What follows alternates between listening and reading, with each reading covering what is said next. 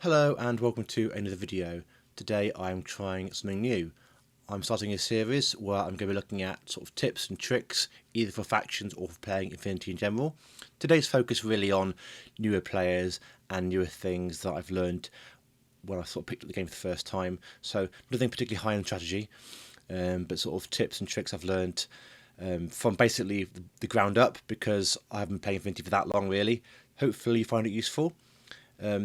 No begging for likes today, but if you can hear that noise there, well, that's definitely the bell that tells you to subscribe. It's one of those things, I guess, where that came from. Anyway, let's start with tip number one. Tip number one is to learn your range bands. Probably pretty clear on this. Most guns have range bands going from -3 to 0 to +3 and maybe even to -6.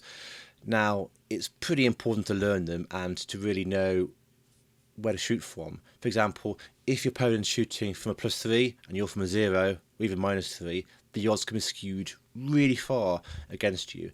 Even if you're the active player, you've got three dice, and they've got 1 dice, it could be a massive difference and it really can skew the dice against you. So then the range bands.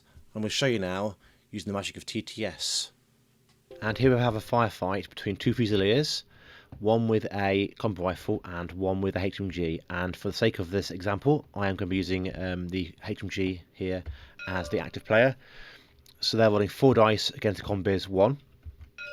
Now, measuring the range here, the range is about 9 inches, which means it is a 0 range band for the HMG and a +3 band for the combat rifle.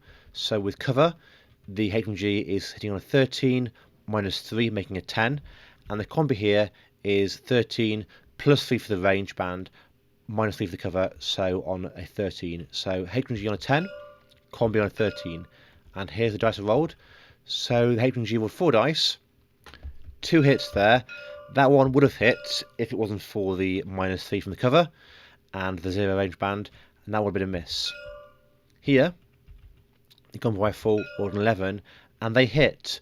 Because their BS was a 13 compared to HMG's 10, they were able to roll a number so high that unless the HMG rolled a crit, they would just hit them. Having a higher BS can be a huge edge in terms of winning a firefight, even if you're rolling far less dice. This is a small example before you factor into account things like -6 mimetism as well, and worse range bands.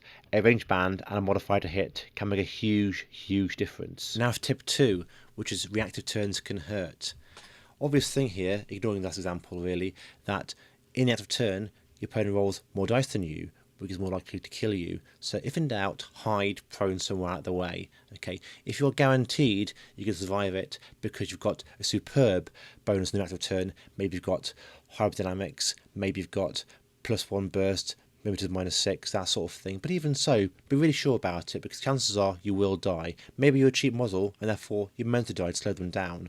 If in doubt, hide away because in the active turn, your opponent has all the advantages. They can position themselves and set themselves up to murder you pretty easily. So make sure that doesn't happen because dead models can't do anything useful. Tip 3 is learn to love the flash pulse. I wasn't a fan at first, now I really am. These glorified laser pointers are superb. They're so cheap, okay? And your opponent has to deal with them. If they walk past them, ignore them. They're looking at 2 BTS saves or they're stunned, which means they can't shoot things. And shooting things in Infinity is a big deal, okay? The Humble Warcore here is 3 points for Flash Pulse, a great little turret with, you know, a 360 visor to ensure your opponent has to deal with them, okay? And then there's sort of ARO pieces that if you die, you don't really care about. So learn to love the Flash Pulse, I certainly have. And here's some examples of lovely examples of Flash Pulses for you to look at. And here we have the nerdiest car showroom of them all, a bunch of remotes lined up for inspection. These are all basically the same remote, different names, different paint jobs, different factions, but they all have the same stats, the same points cost, and the same weapons. They all have mimetism -3, they all have a willpower value of 13, and they all have a flash pulse, and they're all 7 points. So we have here the R drone for Combined Army, we have here the Fugazi for Pano, We have the Tri-Yacong for Yujing. We have here the Transductazond for Nomads. We have here the Thanos Remote for Hacker's Lamb and the Lameth Ribot for Aleph. And of course, Ariad I haven't got one because they're low tech and don't deserve one, it seems. These are all the same. They're so cheap, they're easy to take. They can control a fire lane. Obviously, they'll die to a lot of things, but they'll force the opponent to use orders to deal with them, and they may even get lucky and win a face-to-face, and you never know, flashport something important.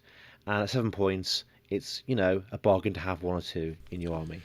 Tip 4, never give up, never surrender. Most Infinity games are about getting to objectives, pushing buttons, opening crates and so on. The ones here you can see, they are more about killing opponents' army points than anything else, but there aren't that many of them.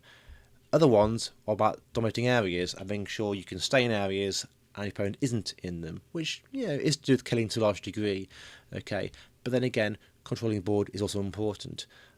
A lot of scenarios are about finding an objective and sticking to it, and you can win them with very few models left at all. So bear that in mind, okay? Don't give up. And even if you are losing, I recommend still playing, because I always find I learn a lot more by losing badly than I do by winning anyway.